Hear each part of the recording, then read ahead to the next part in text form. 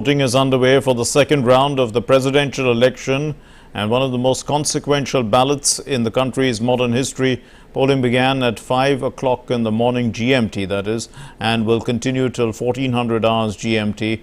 This will be the first runoff vote under Turkey's new electoral system.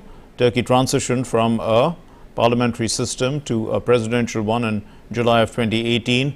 Turkiye holds elections every 5 years. The presidential candidates can be nominated by parties that have passed the 5% voter threshold in the last parliamentary election, or those who have gathered at least 100,000 signatures supporting their nomination. The candidate who receives more than 50% of the votes in the first round is elected president, but if no candidate gets a majority vote, the election goes to a second round between the two candidates who have received the highest number of votes in the first round.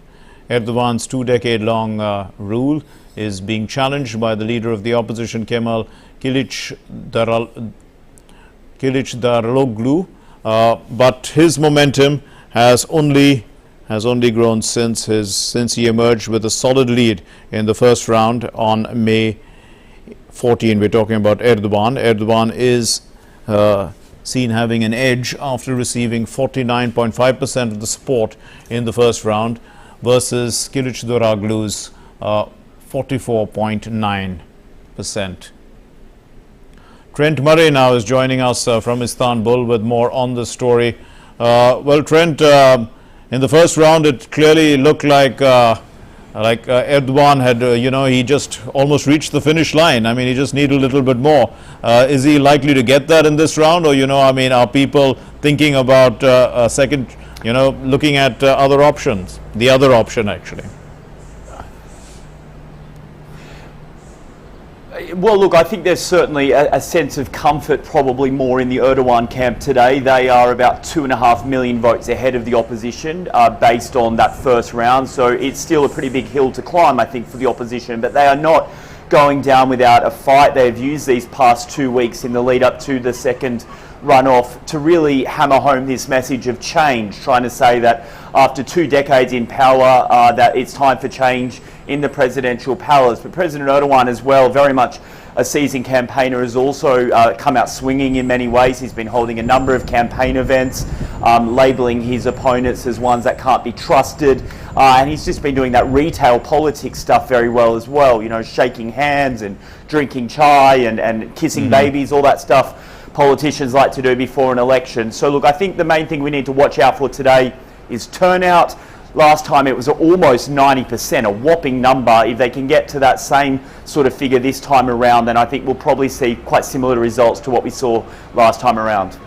Trent, also the diaspora has voted early, I presume, and there are about 3.4 million Turks who are eligible to vote outside the country. And are those votes counted along with these votes, or are they people already know what's happened with regard to those votes? No, so voting for the diaspora, for expats abroad, closed several days ago, and then what happens is all the votes are basically flowing in here to a voting centre in Ankara, the capital, and they're basically sitting there now, and then they will be counted tonight alongside the 180,000 or so other polling places across the country.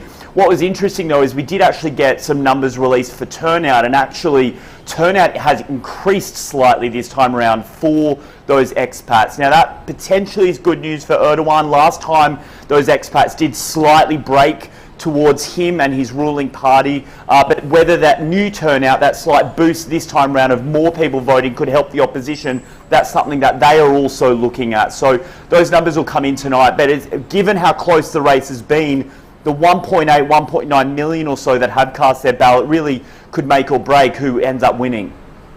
Indeed, we've all been saying that it seems like an easy run for the incumbent, an election is an election, and it's not over till the last vote is counted.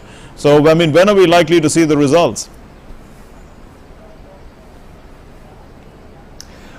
Well, look, locally what will happen here is polls will close at just after 5 p.m. local time. There's then what's known as a broadcast ban put on public broadcasters here and other media outlets. Basically, they're not allowed to start releasing numbers until the Electoral Commission gives the green light. That normally happens about an hour and a half after polls close. And look, we should start to get results quite quickly, because this time around there's no parliamentary candidates in this race. They were all done in the first round. So all the ballot counters will have to do is solely count one or the other, Erdogan or Kılıçdaroğlu. So we should get an indication quite quickly. And, you know, then we will have to see which leader comes out and claims victory, and whether there's a concession as well.